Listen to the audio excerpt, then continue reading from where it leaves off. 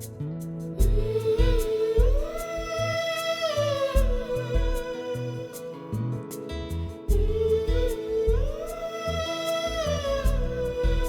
കാഴ്ചകളിലേക്ക് സ്വാഗതം. ഇന്ന് പുതിയ ഒരു കുടുംബ കാഴ്ചയിലേക്ക് നമുക്ക് പോകാം.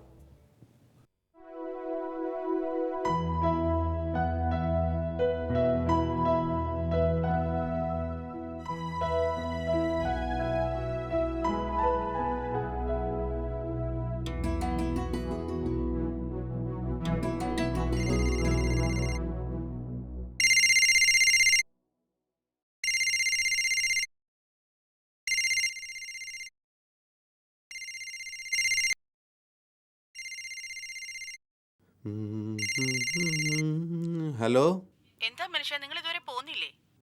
ഇവിടെയാണ് പണി ഇതുവരെ തീർന്നിട്ടില്ല. എത്ര നേരമായി ഞാൻ കാത്തിരിക്കുന്നു. ഞാനങ്ങ് എത്തിയേക്കാം. വേഗം വാന്നേ. ഓക്കെ. ശരി.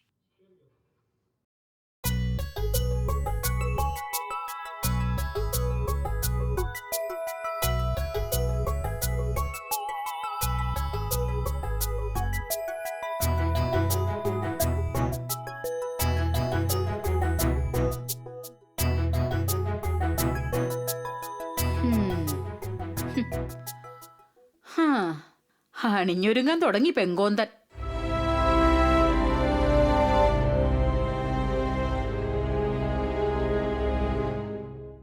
ദേ, അവനെ അണിഞ്ഞൊരുങ്ങാൻ തുടങ്ങി.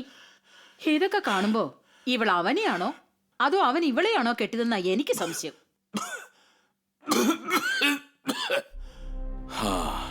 എടീ, ആണുങ്ങളായ നട്ടല് വേണം. അതങ്ങനെ ഇവനതില്ലല്ലോ. ദേ, നിങ്ങൾ എഴുന്നേറ്റിരുന്നേ, എന്നിട്ട് ഈ കഞ്ഞി കുടിക്കേ.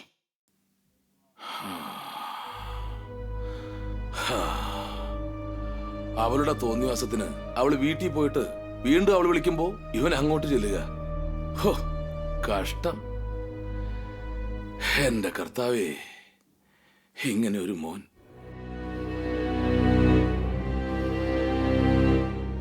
കെട്ടിക്കൊണ്ടുവന്ന പെണ്ണുങ്ങൾ കെട്ടിയവന്മാരാ വീട്ടിലാ നിൽക്കേണ്ടത്. അതാ നാട്ടുരീതി. അല്ലാതെ അവന്റെ അവളുടെയും രീതി അല്ല. എന്നാ അവനോട് പോയി ദത്ത് നിൽക്കട്ടെ, അല്ലാതെ എന്താ ചെയ്യാ?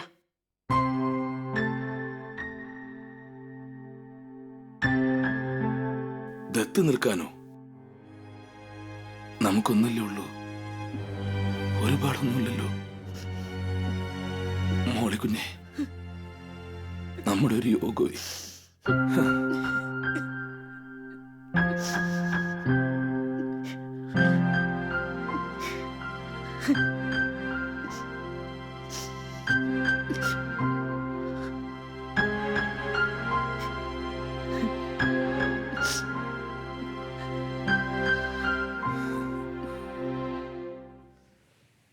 ഇന്ന് നാം കാണുന്ന കുടുംബങ്ങൾ നമുക്കൊട്ടേറെ പ്രതീക്ഷകൾ നൽകുന്നുണ്ട്.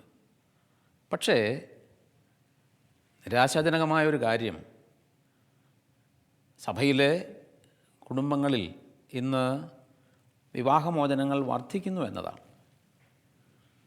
അതിനൊട്ടേറെ കാരണങ്ങളുണ്ട്. അതിലൊരു പ്രധാനപ്പെട്ട കാരണം ഇന്ന് നാം ആരംഭത്തിൽ കണ്ട ദൃശ്യം വ്യക്തമാക്കുന്നുണ്ട്. പണ്ടൊക്കെ കാലങ്ങളിൽ ഒരു മകനെയോ മകളെയോ വിവാഹത്തിലേക്ക് നയിച്ചാൽ സന്തോഷകരമായി കുടുംബജീവിതം നയിക്കുവാൻ മാതാപിതാക്കളുടെ പിന്തുണ, കുടുംബാംഗങ്ങളുടെ പിന്തുണ അവർക്ക് നൽകിയിരുന്നു. പക്ഷേ ഇന്ന് അത്തരത്തിലുള്ള പിന്തുണ നൽകുന്നു എന്നതിനേക്കാൾ ഈ മക്കളുടെ വിവാഹ ജീവിതത്തിൽ അമിതമായ കടന്നുകയറ്റം മാതാപിതാക്കൾ നടത്തുന്നുണ്ട്. പണ്ടൊക്കെ ഒരു പെണ്ണിനെ കെട്ടിച്ചു വിടുമ്പോൾ പറയുന്നത് എന്താണ്? പെണ്ണിനെ കെട്ടിച്ചയക്കുന്നു, പെണ്ണിനെ കെട്ടിച്ചു വിടുന്നു. ഇന്ന് വലിയൊരു പ്രശ്നം സൃഷ്ടിക്കുന്നു.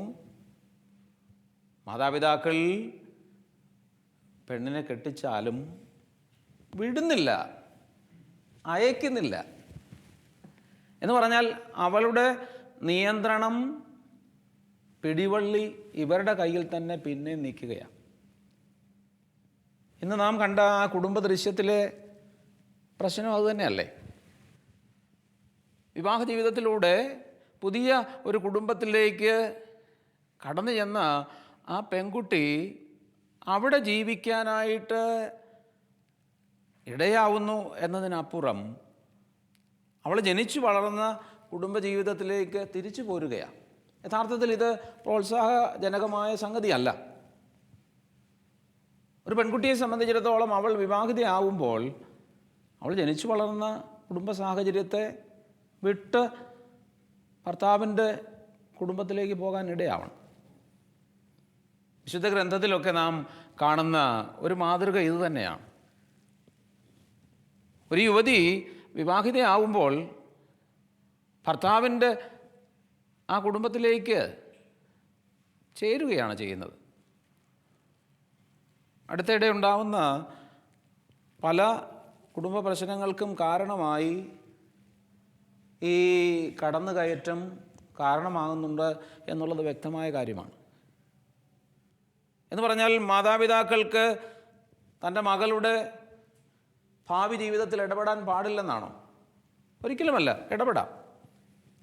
അവളുടെ കുടുംബജീവിതത്തിൽ അപകടകരമായ സാഹചര്യങ്ങൾ ഉണ്ടാവുന്നു എന്ന് കണ്ടാൽ ഒരു സംശയവും വേണ്ട, അവളുടെ കുടുംബജീവിതത്തിൽ ഇടപെടാം. അവൾക്ക് സ്വസ്ഥമായ ഒരു കുടുംബജീവിതം നൽകാൻ വേണ്ടി വേണ്ടുന്നതൊക്കെ ചെയ്യാം. പക്ഷേ അനാവശ്യമായിട്ടുള്ള ഇടപെടൽ കുടുംബജീവിതത്തിൽ പ്രശ്നങ്ങൾ ഉണ്ടാക്കും. സാധാരണ ഇന്ന് കുടുംബ ശാസ്ത്രജ്ഞന്മാർ ഉപയോഗിക്കുന്ന ഒരു പദമാണ് പൊസസീവ്നെസ്. എന്താണ് ഈ പൊസസീവ്നെസ്? തൻ്റേത് മാത്രമാണെന്ന് മകനെക്കുറിച്ചോ മകളെക്കുറിച്ചോ ചിന്തിക്കുന്ന രീതി. അതിനാൽ തന്നെ വിട്ടുകൊടുക്കാനായിട്ടുള്ള സന്നദ്ധത ഇല്ലായ്മ. അത് മനസ്സിലാകാൻ വേണ്ടി ഒരു ഉദാഹരണം പറയാം. പണ്ടൊക്കെ നമ്മുടെ വീടുകളിൽ കോഴിയെ പൊരുന്നു വയ്ക്കും. ഉദാഹരണത്തിന് ഒരു 18 മുട്ട അല്ലെ 19 മുട്ട വെച്ചു എന്ന് വിചാരിക്കുക. ഈ 19 മുട്ട വെച്ചിട്ട് വിരിഞ്ഞത് 2 or 3 മാത്രമാണെന്നുണ്ടെങ്കിൽ ഈ തള്ളക്കോഴി ഒരിക്കലും ഈ കോഴിക്കുഞ്ഞുങ്ങൾക്ക് സ്വാതന്ത്ര്യം കൊടുക്കുകയില്ല, എങ്ങോട്ടും പോകാൻ അനുവദിക്കുകയില്ല. അതേസമയം കൂടുതൽ കുഞ്ഞുങ്ങളുണ്ടായാൽ ചില കുഞ്ഞുങ്ങൾക്കൊക്കെ അങ്ങോട്ടും ഇങ്ങോട്ടും പോകാം. ഞാനൊരു പ്രധാന പ്രശ്നത്തിലേക്ക് നിങ്ങളുടെ ശ്രദ്ധയെ കൊണ്ടുവരികയാണ്. ഇന്ന് മക്കളുടെ എണ്ണം കുറഞ്ഞതോടുകൂടെ എൻ്റേത് മാത്രമെന്ന ചിന്ത മാതാപിതാക്കൾക്ക് കൂടുകയാണ്. അതിനാൽ മകനോ മകളോ വിവാഹം കഴിച്ചാൽ അവർക്ക് സ്വാതന്ത്ര്യം നൽകുന്നു എന്നതിനപ്പുറം അവരുടെ ജീവിതത്തിലേക്ക് അനാവശ്യമായി കടന്നു ചെല്ലുകയാണ്. ഈ ഒരു പ്രശ്നം കൂടുതലായി ശ്രദ്ധിക്കപ്പെടുന്നത് പെൺകുട്ടികളുടെ ജീവിതത്തിലാണ്. മകളെ കെട്ടിച്ചു വിട്ട് കഴിഞ്ഞിട്ട് അവൾ ചെന്ന് കയറിയ വീട്ടിലെ കാര്യങ്ങളിൽ അനാവശ്യമായി ഇടപെടുന്നത് ഒത്തിരിയേറെ പ്രശ്നങ്ങളുണ്ടാകുന്നുണ്ട്. ഇവിടെ പെൺകുട്ടികളെ സംബന്ധിച്ചിടത്തോളം ചെന്ന് കയറുന്ന കുടുംബത്തിൻ്റെ ഭാഗമായി മാറുക എന്നത് മുഖ്യമായ കാര്യമാണ്. എന്ന് പറഞ്ഞാൽ ഓരോ കുടുംബത്തിനും അതതിൻ്റേതായ ഒരു സംസ്കാരമുണ്ട്. ആ ഒരു സംസ്കാരത്തിൻ്റെ ഭാഗമായി പെൺകുട്ടിക്ക് മാറാൻ സാധിക്കണം. നാം കണ്ട ദൃശ്യത്തിൽ ആ ഭർത്താവ് മാനസികമായി ഒത്തിരിയേറെ സംഘർഷം അനുഭവിക്കുന്നുണ്ട്. ഭാര്യയെ ഉപേക്ഷിക്കാനും മേല, ഉപേക്ഷിക്കാതിരിക്കാനും മേലാത്ത ഒരവസ്ഥയിലേക്ക് വരികയാണ്. അവൻ്റെ ആ ഒരു പെരുമാറ്റ രീതിയെ അവൻ്റെ മാതാപിതാക്കൾ പിന്തുണയ്ക്കുന്നില്ല താനും. ഭാര്യ അതിനനുസരിച്ച് അവനോട് സഹകരിക്കാതെയും വരുന്നുണ്ട്. ഒരു ഭാര്യയെ സംബന്ധിച്ചിടത്തോളം തൻ്റെ ഭർത്താവിന് വേണ്ടി തൻ്റെ പെരുമാറ്റ രീതികളെ മാറ്റാൻ സാധിക്കേണ്ടതാണ്. ഇവിടെ 2 കാര്യങ്ങൾ ഞാനെടുത്ത് പറയും. ഒരു പെൺകുട്ടിയെ കെട്ടിച്ചയക്കുന്ന മാതാപിതാക്കളെ സംബന്ധിച്ചിടത്തോളം വിട്ടുകൊടുക്കാൻ സാധിക്കണം. പെൺകുട്ടിയെ സംബന്ധിച്ചിടത്തോളം വിട്ടുവീഴ്ച ചെയ്യാൻ സാധിക്കണം. ഇവിടെ പെൺകുട്ടിയേക്കാൾ ഈ യുവാവാണ് അല്ലെങ്കിൽ ഭർത്താവാണ് വിട്ടുവീഴ്ച ചെയ്യുന്നതായി നാം കാണുന്നത്. തൻ്റെ ഭാര്യയ്ക്ക് വേണ്ടി അല്ലെങ്കിൽ ആ കുടുംബത്തിൽ അസ്വസ്ഥതകൾ ഉണ്ടാകാതിരിക്കാൻ വേണ്ടി അവൻ ഏറെ വിട്ടുവീഴ്ച ചെയ്യുകയാണ്.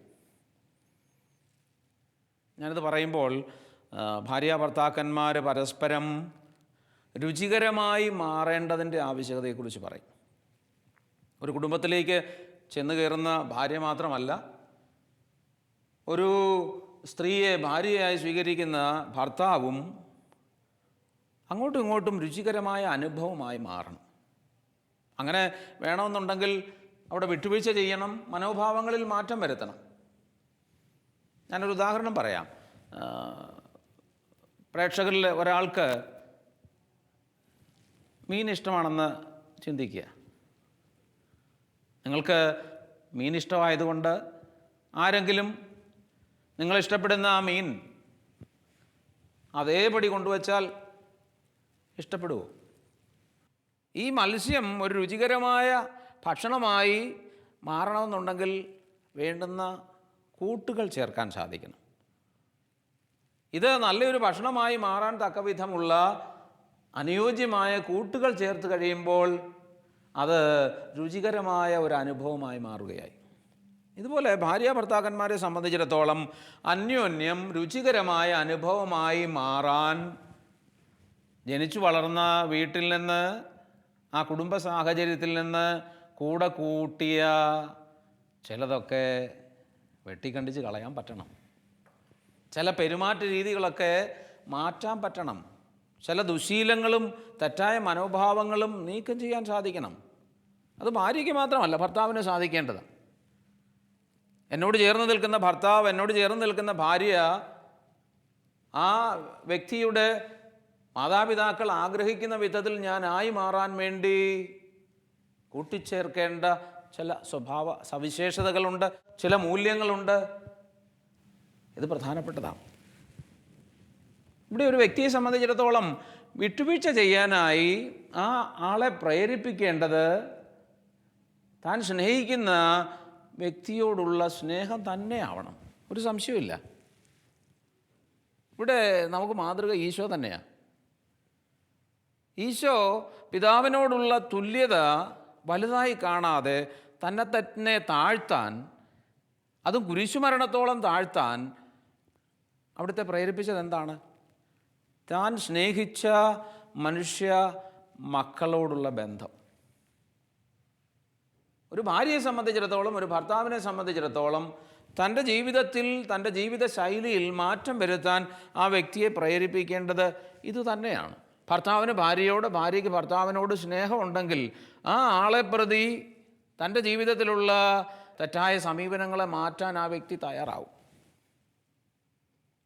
ഇങ്ങനെ തയ്യാറായാൽ തീർച്ചയായും അവിടെയാണ് കുടുംബം സ്വർഗമാകുന്നത്.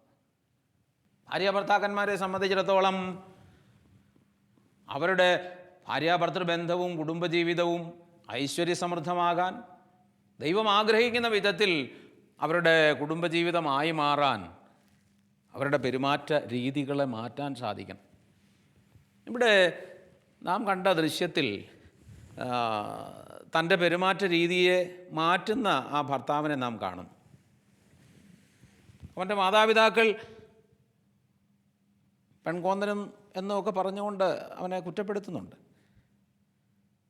പക്ഷേ അവിടെ ആ ഭർത്താവിനെ സംബന്ധിച്ചിടത്തോളം ഭാര്യയ്ക്ക് വിധേയപ്പെടാനായിട്ട് കാരണമാക്കുന്ന സംഗതി, ഞാൻ പറയും, സ്വസ്ഥമായി സന്തോഷകരമായി കുടുംബജീവിതം മുമ്പോട്ട് കൊണ്ടുപോകാൻ സാധിക്കണം എന്നത് തന്നെയാണ്.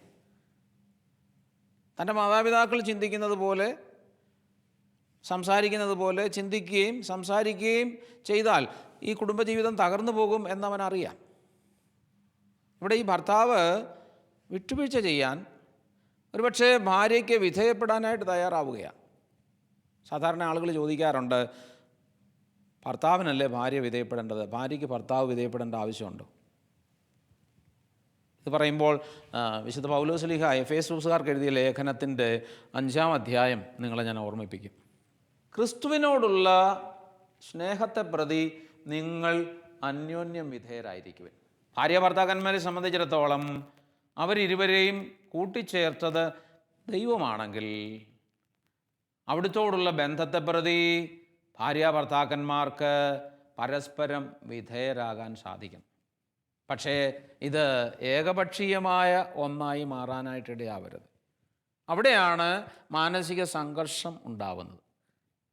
തൻ്റെ ജീവിത പങ്കാളിയുമായിട്ടുള്ള ബന്ധം ആരോഗ്യകരമായി നിലനിർത്താൻ വേണ്ടി വിട്ടുവീഴ്ച ചെയ്യുന്ന ഒരു ഭർത്താവിന്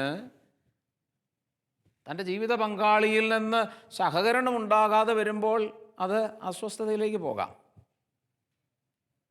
ഭാര്യ ഭർത്താക്കന്മാരെ സംബന്ധിച്ചിടത്തോളം രണ്ട് കൂട്ടരും ഒന്നായി ഈ സഹകരണത്തിലേക്ക് വരണം എന്നുള്ളത് മുഖ്യമാണ്.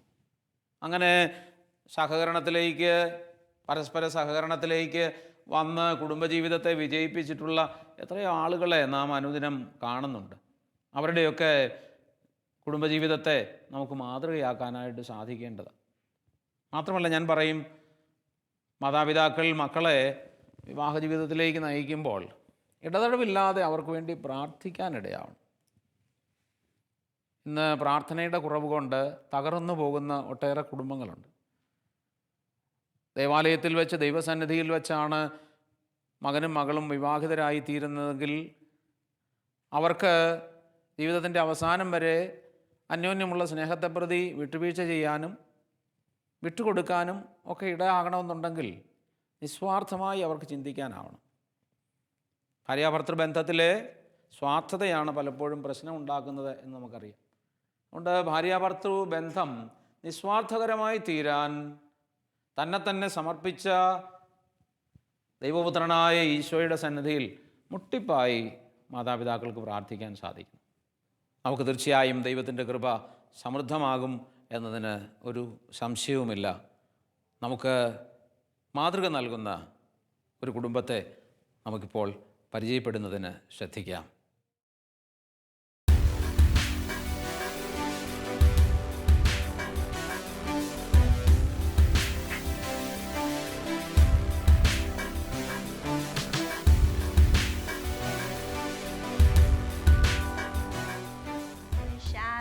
Showers of blessing, this is a promise of God.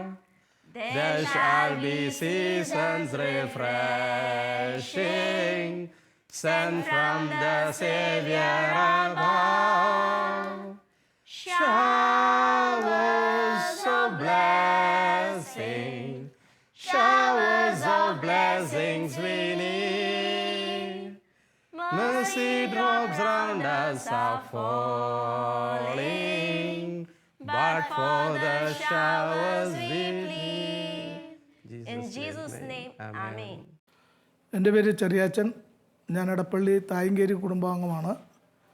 ഞാൻ കല്യാണം കഴിച്ചിരിക്കുന്നത് എൽസമ്മ, ആലപ്പുഴ മുട്ടാർ ആറുപറയൽ ഫാമിലിയാണ്. ഞങ്ങൾക്ക് 2 ആൺകുട്ടികൾ. ഒന്ന് ആഷ്ലി മൂത്തവൻ, രണ്ടാമത്തത് ടോണി വിവാഹിതനാണ്. അവൻ്റെ ഭാര്യയുടെ പേര് ജോംസി. എറണാകുളത്തെ ചക്കരപ്പറമ്പ് ചൂരപ്പുഴ ഫാമിലിയാണ്. അവർക്ക് 3 കൊച്ചുമക്കൾ. മൂത്തവൻ എമാനുവൽ, രണ്ടാമത്തത് മരിയ, മൂന്നാമത്തത് മിഷേലിനെ ഞാൻ ത്രേസ്യാമ്മയെന്നാണ് വിളിക്കുന്നത്.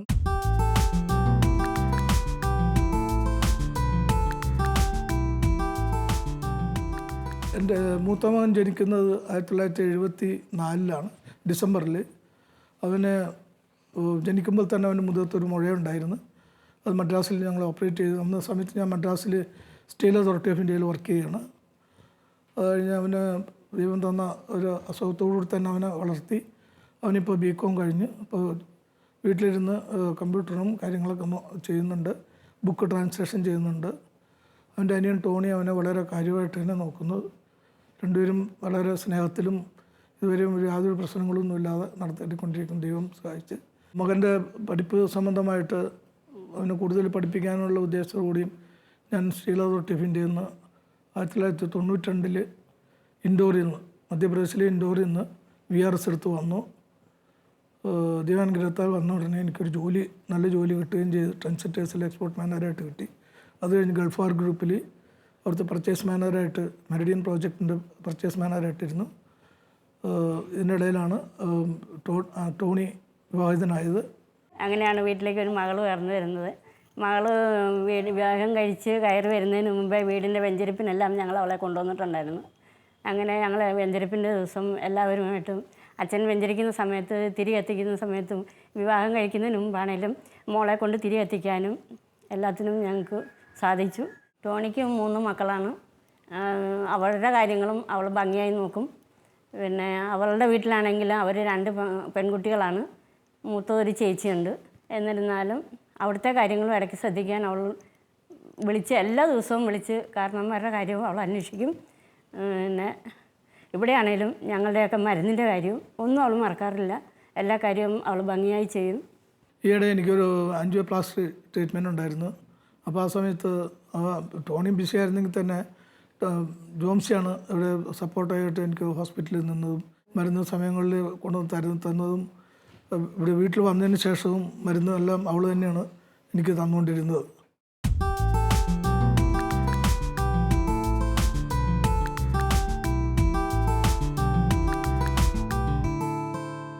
എൻ്റെ പേര് ടോണി എന്നാണ്. ഞാൻ ഈ വീട്ടിലെ ഇളയ മോനാണ്. എൻ്റെ ഫാമിലിയാണിത്. അതിൽ ജോംസി എൻ്റെ വൈഫ്, ഇത് മൂത്ത മോൻ ഇമാനുവൽ, ഇത് മരിയ എൻ്റെ 2ാമത്തെ മോള്, പിന്നെ ഏറ്റവും ഇളയത് മിഷേൽ, മിച്ചു എന്ന് ഞങ്ങളൊക്കെ കൂടി വിളിക്കും. ഇതാണ് എൻ്റെ ഫാമിലി. എൻ്റെ ഫാദറും മദറും ബ്രദറും കൂടി ഒരുമിച്ചാണ് ഒരുമിച്ച് ഇപ്പോഴും ഒരുമിച്ച് തന്നെയാണ് താമസിക്കുന്നത്. അതിൽ ബ്രദറാണെങ്കിൽ ജനിച്ചപ്പോഴേ മുതലേ നമുക്ക് ഉണ്ടായിരുന്നതാണ്. ഇപ്പോഴും ബ്രദറിനെ പോലെ അന്ന് ദൈവം നമുക്ക് എന്താ പറയുക, ഒരു ഓർമ്മ വെച്ചപ്പോൾ മുതൽ ബ്രദറിൻ്റെ ആ ഒരു ഇതിൽ കാണുമ്പോൾ മാനസികമായിട്ട് ഒരു എന്താ പറയുക, നമുക്ക് ആദ്യം എല്ലാ കൊച്ചുങ്ങൾക്കുള്ള ഒരു ഫീലിംഗ് ഉണ്ട്, ചേട്ടനിങ്ങനെ ഉണ്ടല്ലോ എന്നുള്ള ഇതുണ്ടെങ്കിലും അത് ദൈവം തന്നതാണെന്നുള്ള ഒരു ബോധ്യത്തിലേക്ക് വന്നപ്പോൾ എനിക്ക് ഏറ്റവും കൂടുതൽ സ്നേഹം എൻ്റെ ചേട്ടനോടായിരുന്നു. എനിക്ക് കൊച്ചിലെ മുതലാണെങ്കിലും പഠിത്തത്തിലാണെങ്കിലും എല്ലാ കാര്യങ്ങൾക്കാണെങ്കിലും ചേട്ടന് തരുന്ന സപ്പോർട്ടും, അത് കഴിഞ്ഞ് അവരെ ചേട്ടനെ കെയർ ചെയ്യാൻ വേണ്ടിയിട്ട് മമ്മിയും ഡാഡിയും ഓരോ കാര്യങ്ങളിലെടുക്കുന്ന പെയിനും അതിനനുസരിച്ചുള്ള ഇത് വരുമ്പോൾ നമുക്ക് കുടുംബത്തോടുള്ള സ്നേഹം കൊച്ചിലെ മുതലേ എനിക്ക് അത് കുടുംബത്തിൽ നിന്ന് തന്നെ കിട്ടാനുള്ള ഒരു അനുഗ്രഹവും കൂടിയായിരുന്നു ചേട്ടൻ. 2005 എനിക്ക് ജോംസിനെ എൻ്റെ ജീവിതത്തിലേക്ക് ദൈവം തരുന്നത്. ശേഷം 2005 ഏപ്രിൽ 21 ആയിരുന്നു ഞങ്ങളുടെ വിവാഹം. അന്ന് തന്നെയാണ് ഈ വീടിൻ്റെ പരിവാസത്തിലെയും വെച്ച് ഞങ്ങളെല്ലാവരും ഈ വീട്ടിൽ കയറി ചെയ്തു. എന്താ പറയുക, പുതിയൊരു അറ്റ്മോസ്ഫിയറാണ്. എൻ്റെ വീട്ടിൽ എൻ്റെ പപ്പ മമ്മി കുര്യനും ശാന്തമ്മയും ചൂരപ്പുഴ ഫാമിലിയാണ് ബിലോങ് ചെയ്യണേ. ഞങ്ങൾ 2 പെൺകുട്ടികൾ. ഞാൻ ശരിക്കും ബോൺ ആൻഡ് ബോട്ടപ്പ് ഭോപ്പാലാണ്. പപ്പ രണ്ടുപേരും റിട്ടയർമെൻ്റ് ആയിട്ട് ഞങ്ങളിവിടെ തന്നെ താമസം. അപ്പം ഞങ്ങളുടെ വീട്ടിലെ അറ്റ്മോസ്ഫിയറിനെക്കാട്ടിലും ഡിഫറെൻ്റ് ഒരു അറ്റ്മോസ്ഫിയറാണ് ടോണിയുടെ വീട്ടിൽ. കുറച്ച് സ്റ്റാർട്ടിങ്ങിൽ കുറച്ച് ബുദ്ധിമുട്ടുകളും കാര്യങ്ങളൊക്കെ ഉണ്ടായെങ്കിലും എല്ലാം ഹാപ്പിലി സപ്പോർട്ടുണ്ടായിരുന്നു. ടോണിയുടെയും മമ്മിയുടെയും എൻ്റെ പേരൻസിൻ്റെയും ഇൻലോസിൻ്റെ എല്ലാവരും സപ്പോർട്ട് ഉണ്ടായത് കൊണ്ട് ഞാനെന്ന ഇംപെർഫെക്റ്റ് വ്യക്തിയെ ഇവരെല്ലാവരും കൂടി സ്വീകരിച്ച് ഞാൻ കൂടുതൽ പ്രാർത്ഥിക്കാനും കൂടുതൽ ഇപ്പം ഒത്തിരി എന്നിൽ തന്നെ കുറേ ചേഞ്ചസ് വന്നു. കല്യാണത്തിന് ശേഷവും മുമ്പും പിമ്പും വേണമെങ്കിൽ പറയാം. കല്യാണത്തിന് ശേഷമാണ് ഞാൻ ശരിക്കും ദൈവത്തോട് കൂടുതൽ അടുക്കാനും ദൈവത്തെ അറിയാനും എനിക്ക് സാധിച്ചത്. എൻ്റെ ലൈഫിൽ ഓരോ പ്രശ്നങ്ങളിലും പ്രോബ്ലംസും നമ്മളെപ്പോഴും വിചാരിക്കും നമ്മുടെ പ്രോബ്ലമാണ് big, but we have a bigger god. അതാണ് മനസ്സിലാക്കേണ്ടത്. ഒരു വ്യക്തി എന്ന നിലയിൽ നമ്മൾ മനസ്സിലാക്കേണ്ടത് ഒരു പ്രോബ്ലവും ബിഗ് അല്ല, because we have a bigger god. ആ ദൈവത്തെ അന്വേഷിച്ച് നമ്മൾ പോവുകയാണെങ്കിൽ നമ്മുടെ ഒരു പ്രശ്നവും നമ്മളെ അലട്ടില്ല. Time is a great healer also. അത് എങ്ങനെ വന്നാലും നമ്മുടെ ഈ ലൈഫ് കൺട്രോൾ ചെയ്യുന്നത് ദൈവത്തെ സമർപ്പിച്ച് നമ്മൾ മുന്നോട്ട് പോവുകയാണെങ്കിൽ നമുക്ക് ഒന്നിനും ബുദ്ധിമുട്ടും ഉണ്ടാവില്ല, ഒരു പ്രയാസവും ഉണ്ടാവില്ല. ഇപ്പോൾ നമ്മൾ കൊച്ചിലെ മുതലേ മമ്മി ആണെങ്കിലും പള്ളിയിൽ പോവുക, എല്ലാ കാര്യങ്ങളും നിർബന്ധിക്കും. ഒരു ഇതിനും ഞായറാഴ്ചകളിലോ എല്ലാം മുടങ്ങാനൊന്നും ഡാഡി ആണെങ്കിലും അനുവദിക്കില്ല. ഡാഡി എല്ലാ ദിവസവും കാലത്തെ പള്ളിയിൽ പോകുന്ന വ്യക്തി. അപ്പോൾ ഇതെല്ലാം നമുക്ക് കിട്ടിയെങ്കിലും നമുക്ക് ദൈവത്തിന് എന്തിനാണ് നമ്മൾ ദൈവത്തിനോട് കൂടുതൽ ചേർന്ന് നിൽക്കണമെന്ന് പറയുകയും ദൈവം നമ്മളിൽ ഓരോ ദിവസവും നമ്മളിൽ ചെയ്യുന്ന അനുഗ്രഹങ്ങൾ നമുക്ക് വ്യക്തമാക്കി തന്നതും ദൈവത്തിനെ കൂടുതൽ അറിയാൻ എനിക്ക് സാഹചര്യം ഉണ്ടായതും അദ്ദേഹം വഴിയാണ്. അത് കഴിഞ്ഞ് അദ്ദേഹം തന്നെയാണ് നമ്മളിപ്പോൾ ഇപ്പോൾ കല്യാണത്തിൻ്റെ സമയത്താണെങ്കിലും നമുക്ക് പ്രാർത്ഥിക്കണം. ഇപ്പം വൈഫായിട്ട് വരുന്നവർക്ക് വേണ്ടി നമ്മൾ ആദ്യമേ ഒന്ന് പ്രാർത്ഥിക്കുക. ദൈവത്തിന് വേണ്ടിയിട്ട് ഒരുങ്ങി കഴിഞ്ഞ് കഴിഞ്ഞാൽ ദൈവം തന്നെ നമ്മുടെ മുമ്പിൽ അവർക്ക് അതിന് പറ്റിയ ആളെ കൊണ്ടുവന്ന് നിർത്തുമെന്ന് അന്ന് പറഞ്ഞിരുന്നു. അത് വളരെ ക്ലിയറായി എന്ന് ഇപ്പോഴും ജീവിതത്തിൽ എനിക്ക് അത്രയും സന്തോഷമുണ്ട്. ദൈവത്തിനോട് എപ്പോഴും എല്ലാ ദിവസവും നന്ദിയുണ്ട് ജോംസിനെ പോലത്തെ ഒരു ഭാര്യനെ എനിക്ക് തന്നതിൽ.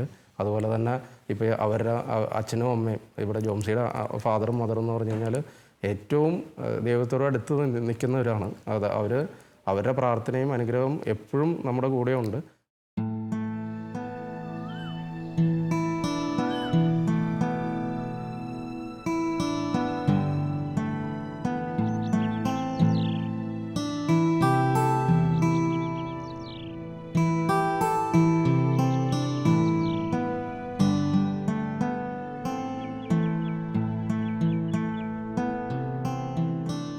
എൻ്റെ പേര് ആഷ്ലി. ഞാൻ ടോണിയുടെ ബ്രദറാണ്. ബികോം കംപ്ലീറ്റ് ചെയ്തതിന് ശേഷം ഞാൻ കമ്പ്യൂട്ടറും ട്രാൻസ്ലേഷൻ വർക്കുമായിട്ട് ചെയ്യുന്നു. ചികിത്സയുടെ ഭാഗമായിട്ട് എനിക്ക് 8ാമത്തെ വയസ്സിലാണ് 1ാം ക്ലാസ്സിൽ ചേരാൻ സാധിച്ചത്. ടോണിയുടെ ഒപ്പമായിരുന്നു എൻ്റെയും വിദ്യാഭ്യാസം. 1ാം ക്ലാസ് മുതൽ ഡിഗ്രി വരെ ഞങ്ങൾ ഒരുമിച്ചാണ് പഠിച്ചത്. പഠിച്ചുകൊണ്ടിരിക്കുന്ന കാലത്ത് തന്നെ ടോണി വളരെ ഒരു ദൈവഭക്തനായിരുന്നു. അവൻ വിവാഹം കഴിക്കുന്ന കുട്ടിയും ദൈവഭക്തിയുള്ള ആളായിരിക്കണമെന്നായിരുന്നു ഞങ്ങളുടെ ആഗ്രഹം. അപ്പോൾ ദൈവാനുഗ്രഹത്താൽ അങ്ങനെ തന്നെ സംഭവിച്ചു. ടോണി വളരെ തിരക്ക് പിടിച്ച ഔദ്യോഗിക ജീവിതമായതിനാൽ ഞങ്ങളുടെ കാര്യങ്ങളെല്ലാം എല്ലാ കാര്യത്തിനും ജോംസിയാണ് ഞങ്ങളെ സഹായിക്കുന്നത്. അപ്പോൾ എൻ്റെ കാര്യമായാലും ജാഡിയുടെ കാര്യമായാലും മമ്മിയുടെ കാര്യമായാലും അവർ ഹോസ്പിറ്റലായിരുന്ന സമയത്തും എല്ലാം ജോംസി വളരെയധികം സ്ട്രെയിൻ ചെയ്ത് എല്ലാ കാര്യങ്ങളും ഭംഗിയായി നിർവഹിച്ചു.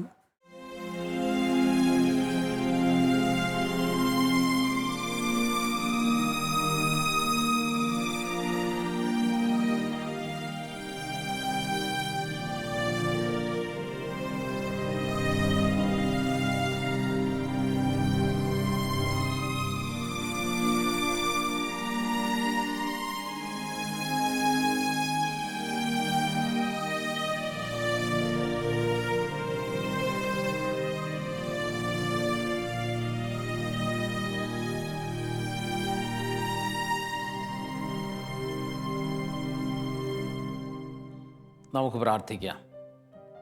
കർത്താവായ ഈശോയെ, അവിടുന്ന് രൂപപ്പെടുത്തിയ കുടുംബങ്ങളെ അങ്ങ് തന്നെ കാക്കണമേ.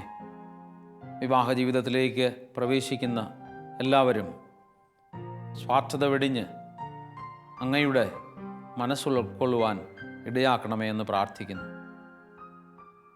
വിവാഹിതരാകുന്ന യുവജനങ്ങൾ വിട്ടുകൊടുക്കുവാനും വിട്ടുവീഴ്ച ചെയ്യുവാനും ഇടയാകുന്നതിന് അവിടുത്തെ വലിയ കൃപ ഉണ്ടാകണമേ. കുടുംബജീവിതം നയിക്കുന്ന എല്ലാവരുടെ മേലും അവിടുത്തെ അനുഗ്രഹം ചൊരിയണമേ എന്ന് പ്രാർത്ഥിക്കുന്നു. പിതാവും പുത്രനും പരിശുദ്ധാത്മാവുമായ സർവേശ്വര എന്നേക്കും. ആമേൻ.